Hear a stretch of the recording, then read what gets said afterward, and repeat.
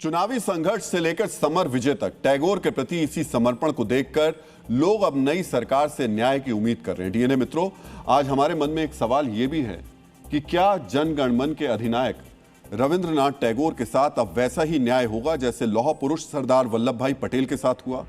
आज देश की जनता, बंगाल और केंद्र की सरकार को हम एक प्रस्ताव भी देना चाहते हैं। क्यों ना स्टैच्यू ऑफ यूनिटी की तरह बंगाल में भी रविंद्रनाथ टैगोर की भव्य प्रतिमा बनाई जाए। बंगाल में भी टैगोर को सम्मान देने के लिए स्टैच्यू ऑफ ह्यूमैनिटी जैसी कोई रचना की जाए।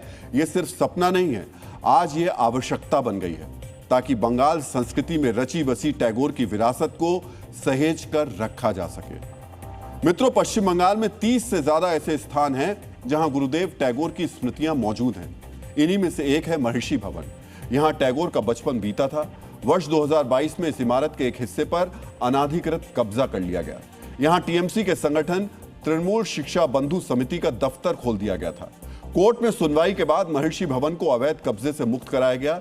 यह महर्षि भवन जोरसांको ठाकुरबाड़ी नाम के परिसर के अंदर स्थित है। इस स्थान का भी टैगोर के जीवन से संबंध है। आज से 4 साल पहले इस परिसर के अंदर ममता और अभिषेक बनर्जी की तस्वीरें लगा दी गई थी। यहां भी अदालत को दखल देना पड़ा, तब कहीं जाकर गुरुदेव की इस विरासत से राजनीतिक रंग हटाया गया था। मित्रों, इसी वजह से यह अवधारणा पैदा हुई है, टैगोर की अनदेखी खत्म की जाए। लौह पुरुष सरदार पटेल की तरह ही गुरुदेव की याद में भी स्टैच्यू ऑफ ह्यूमैनिटी बनाई जाए। टैगोर का लेखन और विचार मानवतावादी रहे थे। इसी वजह से उनकी प्रतिमा से जुड़े अवधारणा को हमने स्टैच्यू ऑफ ह्यूमैनिटी का नाम दिया। इस तरह उनकी स्मृतियां अमर रहेंगी। मित्रों, बंगाल और टैगोर का रिश्ता कृष्ण और मीरा के रिश्ते जैसा था, यानी इस रिश्ते में प्रेम और समर्पण दोनों था। टैगोर की अमर कृति अमार सोनार बांग्ला में इस रिश्ते को बहुत ही सुंदरता के साथ परिभाषित किया गया है। टैगोर ने लिखा था, मेरे सुनहरे चमकते बंगाल, मैं तुम्हें बहुत प्यार करता हूं। बंगाल के आकाश में चलती हवा मेरे हृदय में ऐसे रहती है जैसे किसी बांसुरी की धुन। जब फागुन आता है तो बंगाल की धरती के फलों की खुशबू मुझे खुशी से पागल कर देती है। जब शरद ऋतु आती है तो तुम्हारे लहलहाते खेत देखकर मेरे चेहरे पर मुस्कुराहट आ जाती है। ऐसे ही विचारों की वजह से बंगाल और टैगोर को अभिन्न कहा जाता है। अब बंगाल का भद्रलोक भी यही चाहता है कि नई सरकार न सिर्फ टैगोर के विचारों को सहेजे, बल्कि उनका प्रचार प्रसार भी करे।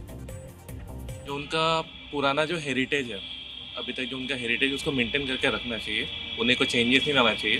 उनका जो हिस्ट्री है वो भी मेंटेन होना चाहिए और जितना हो सके वो उन्हें स्प्रेड करे। सरकार को उनका इतिहास पब्लिश करना चाहिए, उनका विचारधारा को आगे बढ़ाना चाहिए। क्यों लोग भूल गए क्या?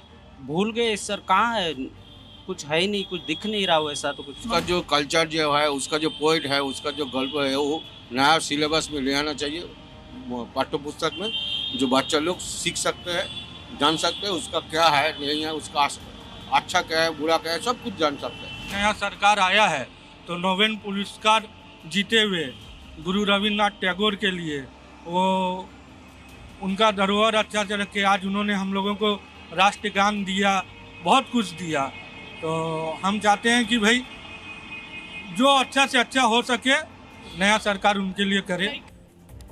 मित्रों, आज ममता बनर्जी की जुबान से भी टैगोर का जिक्र निकला। फर्क इतना था कि ममता की जुबान से गुरुदेव के प्रति समर्पण से ज्यादा राजनीति से रंगी शिकायत सुनाई दे रही थी।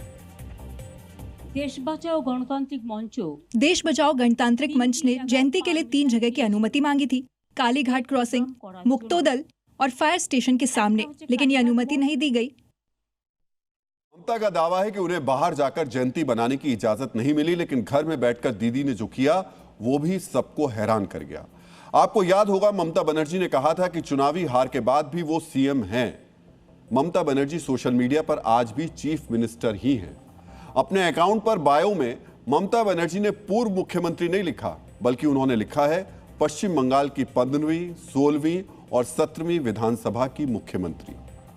मित्रों, सोशल मीडिया पर दीदी ने खुद को चीफ मिनिस्टर बनाकर रखा है। इसी सोशल मीडिया पर कोलकाता पुलिस ने भी टीएमसी को झटका दे दिया है। चुनावी परिणाम आते ही कोलकाता पुलिस ने ममता और अभिषेक बनर्जी को अनफॉलो कर दिया है। वो कहते हैं ना, दुनिया सिर्फ उगते सूरज को ही सलाम करती है। शायद कोलकाता पुलिस ने भी बंगाल में नए राजनीतिक सूर्योदय को सलाम करना शुरू कर दिया है।